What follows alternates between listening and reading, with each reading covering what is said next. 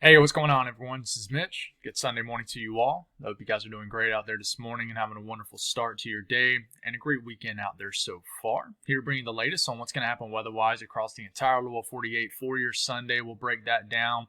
We will kickstart the video off by continuing to break down the tropics. We'll do this at the beginning of every morning video for the foreseeable future until we get to the end of hurricane season, and then we'll probably change up kind of the flow, if you will, of the channel. But there is a couple things we need to watch in the tropics. Is there any immediate threat? Absolutely not. But there's some similarities in the model guidance as far as what it's showing.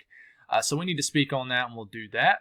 And then at the very end of the video, we'll speak on this cool down as we kind of took a break from talking on it, but we're going to speak on it a little bit more in this morning's video. We'll talk about some snow. We'll mention snow a lot in this video. There is a risk of that for areas of New England over the next few days, maybe a risk of it, through, late week this coming work week. And then we'll speak on a chance of some snow in the higher elevations of even the southern Alps, like the higher up elevations of like North Carolina, Tennessee, over the next couple days, West Virginia, maybe Virginia. So we'll speak on that too. So if you haven't subscribed, certainly consider doing that. Like the video if you like it. And if anybody has anything that I can pray about or pray over, as always, please put it in the comments below. And folks, I just want to say thank y'all so much for the love, the outpouring of support and love, the appreciation in the comments. If you don't know what's going on, if you didn't tune in to yesterday morning's video, I'll go over this a lot quicker this time. But my YouTube channel, this is the second time it's happened. This time was much more significant than the time it happened last September. But for the second September in a row, weirdly enough, hurricane season, it looks like my channel, and they haven't 100% confirmed it, but there's like a 99.9% chance that this is going to be what it is. My channel has been hit with invalid traffic, and they basically zapped half of my income that I earned, my estimated income, I should add, that I earned for the month of September. They did it last September, but they only did it for one video, which weirdly enough ended up being my highest viewed video ever. Not by a long shot, but my highest viewed video ever. So woke up pretty demoralized yesterday morning, but you guys just made me feel wonderful. And it was a reminder that of the reason of why I do this. Of course, when you work your tail off, you work your butt off, you spend hours on end, heck, every week, and that's time you take away from your family. You put so much of your energy, your heart and soul into this, and that happens. It definitely is defeating a little bit, but the number one reason we do this is to glorify God, and the number one reason we do this is to create a wonderful family-like atmosphere on this channel. People look out for one another, people pray for one another.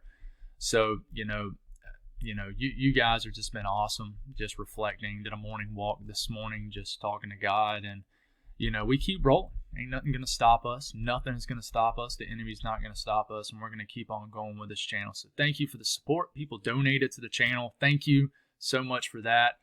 I appreciate that. I picked up a couple members. People decided to become members of the channel, so that's just one way to show your support, and thank you for that. But just thank you for taking the time to type out comments and just even advice.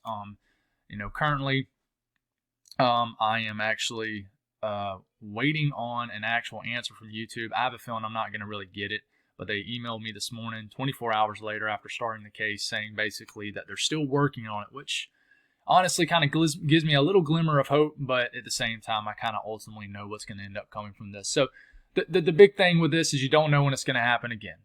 And there's so many things throughout the internet that's saying, hey, you can do this, that, and the other, but at the end of the day, there's no clarity on it. So we're just going to keep rocking and rolling, guys. We're going to keep it going. We're not going to let off the gas here. We're not going to quit glorifying God, and we're not going to stop with this channel. So with all that being said, let's get rocking and rolling. So as far as what's going on right now, no immediate threat. The leftovers of Milton is still just somewhere out here in the Atlantic, but I mean, not even worth mentioning anymore. We do have an area of interest out here, and we need to just kind of watch this area over the next, I would say, several days, see if this is going to work for us, because I have not tried it. We just need to kind of watch this area, and I'm going to talk about why here in the next couple minutes. And then, of course, we need to watch this area. The GFS has been just full send on a hurricane developing. There's been chatter about it on the social media. I think people have talked about this a little bit too much. The GFS likes to do this down here in this area, but a lot of times it's right. Sometimes it's just the first one to kind of sound the alarm, and a lot of times it's right. A lot of times it's wrong. It's been more right this hurricane season than wrong, though. So I do want to mention that, but we were watching this circled area also. As far as anything else, any immediate threat, nothing. So that's what's going on right now. Of course, you see the beautiful cleared out air mass across the southeast. There's another reinforcing cold front moving down that's going to just bring even cooler air. Hit about 42 at my house yesterday morning. Woke up to about 49 this morning. The air is moderating right now, but then a reinforcing cold shot is on the way. And we'll talk about that more as we move deeper into the video. So as far as the latest from the National Hurricane Center, we do just have a little area of interest right here. We'll see if this can get going. Okay. Invest 94L, 20% chance to develop sometime over the next 7 days. So as far as model guidance, all right, here we go. So GFS, Euro, we're going to look at the Euro AI model. We're going to look at the ICOM model. All right. Let me clear my throat a little bit there, and let's get rolling. So we're going to start this off by Tuesday evening. Shows an L down here. Broad area of low pressure in the southern Caribbean. We're going to keep this rolling. As we move into Thursday morning, develops an all-out tropical storm. The next name is Nadine. Okay. We take it into Friday morning, develops an all-out hurricane, and then immediately slams it into Central America. Okay, and if my folks are tuning in from Central America, when are you going to start talking about us a little bit more specifically? Absolutely, when we kind of know more what's going to happen. I'm not going to base this entire video off the GFS, when really no other model guidance is showing a scenario like this. Okay, does have a landfalling tropical system. Of course, that would bring significant impacts across Central America.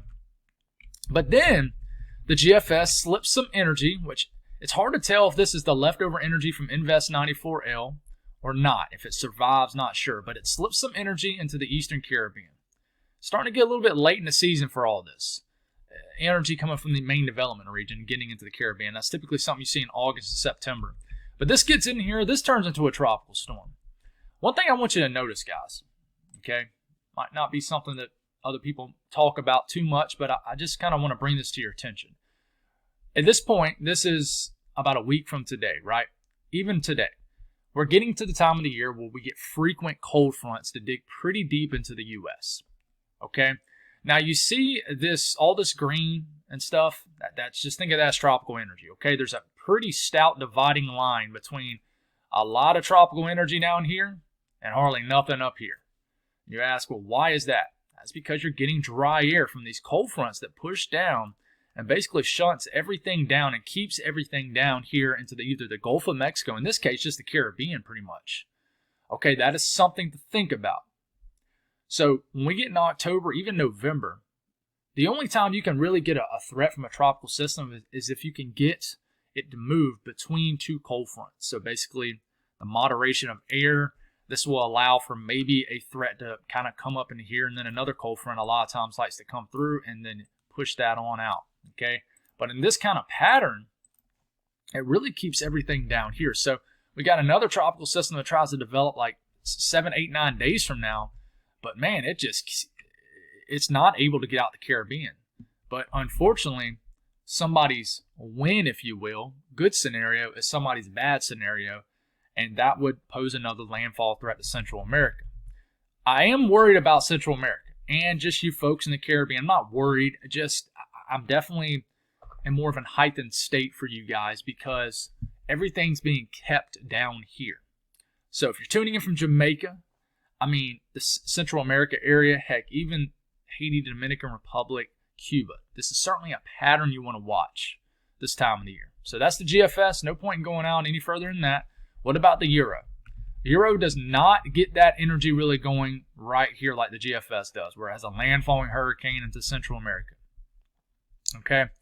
Does not do anything with that. But for the last few runs in a row, it does do something with the leftover energy from the tropical wave out in the MDR.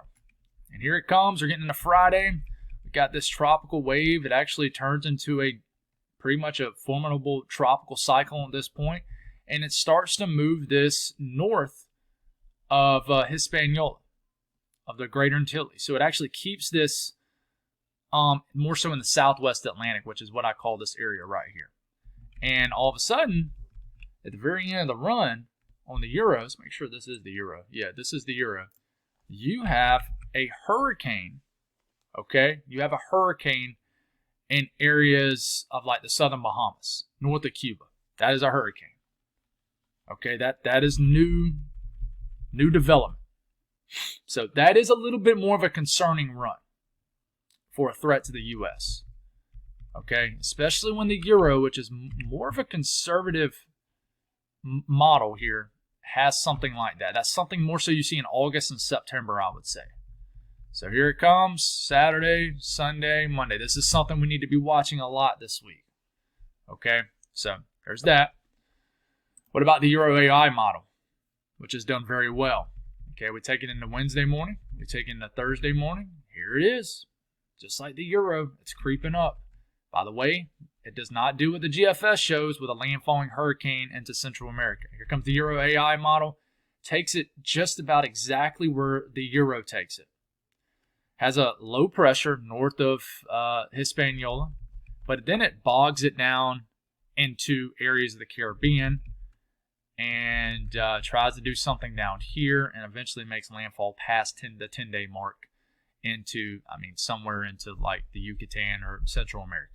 Okay, so that's 3 out of 3 models that shows that wave out here. I'm not really watching this, what the GFS is showing. I'm watching it, but I'm not as concerned about it. The icon. Does the icon show that wave out there? We keep this going. I would say the icon does try to get some more energy down here than the other models, but it does not develop a full-fledged hurricane. But there is that wave creeping up on your screen right here.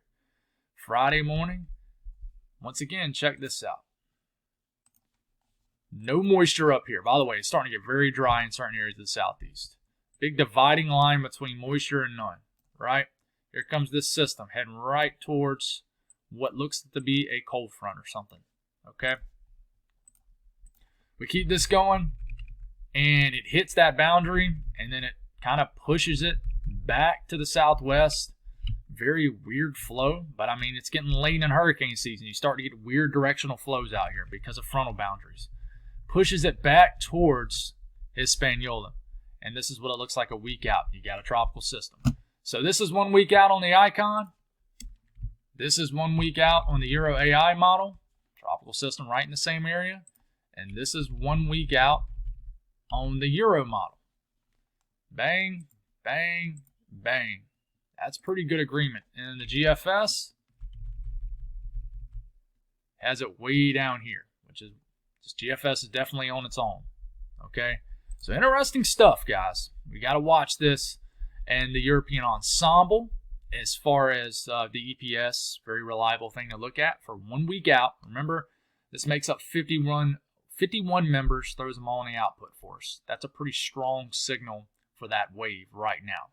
Has a little bit of a signal on what the GFS is showing, but it's very low. But folks, that's a pretty decent signal a week out for something to be here. None of these are overly strong. You got one that's pretty strong. You got many members though in the same area. Now, if you were to, let's back this up a little bit. All right, North Atlantic. Let's go, say, another few days out. Let's go to 10 days out. It gets everywhere. But a lot of them do not make it to the U.S. A lot of them get kind of pushed down to the Caribbean. So this is a pattern you watch, definitely for the Caribbean. Gulf of Mexico, just a little bit too far out to know. But that's an update on the tropics. We need to watch that. If it becomes a legit concern, then of course we'll start doubling up the videos once we get later into the week. No reason to do that as of right now. As far as what's happening weather-wise across the entire lower 48, there's some cool air. There's a boundary. See this blue area? That is a cold front. That's coming down to reinforce this cold shot between the return flow of the original cold front and the actual new cold front coming in. You're waking up to some warmer temperatures all the way up into the Ohio Valley. But there is pieces of energy along this boundary. One right here. One right here. This one's definitely juiced up. It's bringing a chilly rain across areas of New England, waking up to just a chilly, cold October rain. In fact, we could have some snowflakes mixing in these higher elevations of New England. It's definitely cold enough for snow. Look at these temperatures up here in Canada, folks. Winter is definitely starting to move in. And then we have this upper low feature embedded in this trough that's digging down. And it's showing a little bit of snow falling in northeast Minnesota. If you're tuning in from that area, let me know what you're seeing. Temperatures based off this 41 and 44 degrees would tell me that it's probably not snow, just a cool rain. But you never know. Definitely another little feature embedded in this trough swinging down. Look at this chilly air behind the cold front. So definitely a sign of the changing of the seasons, that's for sure. As far as out west, it's cooler, but nothing too crazy one way or the other. Watches, warnings, and advisories. Florida is still hanging with flood watches. You got freeze watches. Now, I always get confused if these are frost advisories or freeze watches. But these are freeze watches across Nebraska, freeze warnings across the Dakotas. But, no significant weather. A lot of high pressure, cold high dominating the country. Excessive rainfall outlook, just a marginal risk for areas of the Miami region and just southeast Florida. The risk of severe weather, between the return flow and this next cold front with energy kind of swinging along this boundary, this is going to provide enough lift and enough thermodynamics and just a touch of kinematics, wind energy, for these storms that do form in this dark green area to hit strong and severe limits. So if you live in the Appalachian region, southern Apps, anywhere from the Cumberland Plateau up to the Maryland, West Virginia border, you can potentially get some strong and severe storms today. But there's also a chance you don't get any rain at all. Tornado risk below 2%, so that's good. The wind threat, 5% risk of winds exceeding 55 to 60 miles per hour. And then there is a 5% risk of hail. So just be aware of that, and we'll talk about that a little bit more now. The southeast, though, we continue just to have some moisture dancing around down here in the southern tip of Florida. Could get some thunderstorms in the Everglades, Miami, but it's just typical stuff of this time of the year when these cold fronts, stop short of clearing the area. And then here's the moisture. It does not look widespread, clearing the southern and central Apps. Just not a whole lot. We'll wake up tomorrow morning, it's pretty quiet. But just a closer look at these storms that could develop today. It takes all the way into this evening. We do have some thunderstorms that could be around here in the Tri-Cities region. I think that's what y'all call it in northeast Tennessee. Some storms are possible, maybe in western Virginia, maybe a rumble of thunder, but maybe just some showers. We got some rain up here in western Maryland, West Virginia, and these will cruise over the mountains of North Carolina and Tennessee into the evening hours. By the way, and I know what, I'll mention this at the very end of the video if I remember. But we keep this moving. Northeast, definitely some unsettled weather. Nothing super active or anything, but just a soggy Sunday. Definitely, one of those days where you get home this afternoon, and I'm into this kind of stuff. I like a good, cloudy, gloomy day every once in a while. You get a 1 week straight, it gets kind of old. But, with the colors starting to brighten up, some people say, and I agree, that the fall colors look the best on a cloudy day. And this is going to be just one of your cloudy, dreary days. But we get into this afternoon, just a good day for a nap after church or just a Sunday nap, which, by the way, is the best day to take a nap. And just a lot of showers. From southern Ontario through the northern counties of PA. There'll be a stout temperature boundary in Pennsylvania where in southern PA it will be warm. Northern PA, it'll be cool. So we'll talk about that here in a second. But look at all this rain cruising across New England. This is making it all the way to the coastline of the Northeast. And if you look really closely, you do have some blue embedded into some of these higher elevations of like the Green and White Mountains, the Adirondacks, and we'll just continue to get this flow. Some of this rain will get heavy. Look at the blue showing up here. It's very hard to see, and then the blue really starts to show up. I'm sure you can see that. The splotches of blue in northern New Hampshire, areas of western Maine, and then the cold air starts to filter in a little bit more, and this is when we do have the opportunity as we wake up tomorrow morning to just flat out snowflakes flying around. Even a little bit more of the lower elevations of the Adirondacks, maybe the Tuck Hill Plateau, and of course we do have some mountainous regions, not as higher elevation here in western New York. I think there's some ski resorts in this area. Could get a little bit of snow, and then this system kind of keeps going, and we're going to go all the way into Monday here. And yeah, some snow could just be flying around right up here in the Canadian-U.S. border in New England. And then we start to get that northeast flow tomorrow evening, and this cool air surges over the Great Lakes here. And we're just going to start to get some lake-enhanced energy here in the Finger Lakes region. And this is as far out as we can go. But, by the time we get into late tomorrow night, maybe some rain and snow showers flying around here in western New York State. And some of this energy is going to try to dive all the way down into the southern Alps, where we'll get some showers and then maybe an opportunity for some flakes flying around, maybe above 5,000 to 6,000 feet. So as far as rainfall between now and the next 48 hours, Tuesday morning, definitely good soaking rain. It's going to add up slowly, but inch and a half of rain in the southern tier of New York, the northern counties of PA, central New York, all the way through the heart of the interior New England area. Everybody in Maine is going to get rain. But, you look at how much snow could fall in this area, and they are going for a little bit of snow in the higher elevations, a couple inches in the Adirondacks, and you see these little higher peaks here. We look at the blend of all models.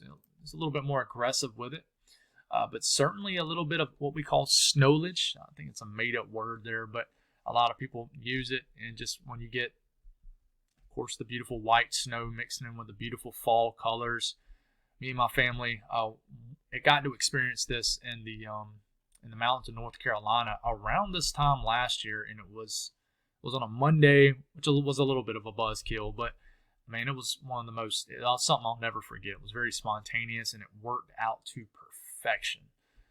So, if you have an opportunity to see that, I would definitely take it up if you can. So, conditions in the south central U.S., it just continues to be quiet out here.